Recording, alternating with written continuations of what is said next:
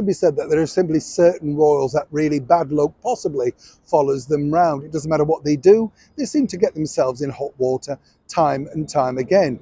You know what I mean? And when we've seen it so many times, haven't we, through the years? I remember that big scandal with Princess Michael of Kent. I think that was in the early 80s or something. When I was at school, it seemed such a shocking thing, you know.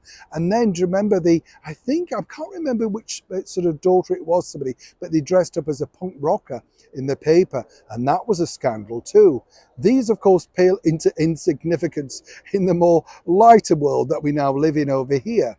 Now, one person who has been attached to royal scandal for a very long time is, of course, one of my favourite royals, in fact, Sarah, Duchess of York. Sarah Ferguson, affectionately known, of course, as Fergie around the world, known to many different people. But the bottom line is with Sarah, whatever she's doing, seemingly bad luck, ill judgment, ill-advised associations seemingly follow her around. Recently, Sarah apparently decided to launch a brand new podcast, Tea with the Two Sarahs, and according to them, no topic was simply off limits. Well, this particular topic might be, and as ever, let me explain.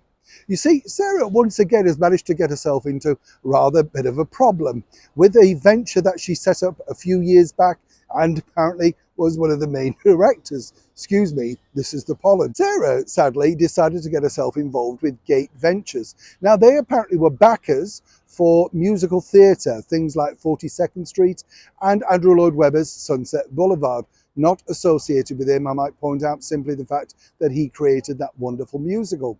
But what's interesting now is this is going to get quite difficult for Sarah, seemingly because there's some unsubstantiated loans that Sarah took out and apparently need repaying back. Now, Sarah will not be discussing this particular topic, even though any topic would be allowed to be discussed on the forthcoming podcast. It's already a week behind. This apparently is because, of course, one of her daughters is expecting yet another child. We wish her well with that.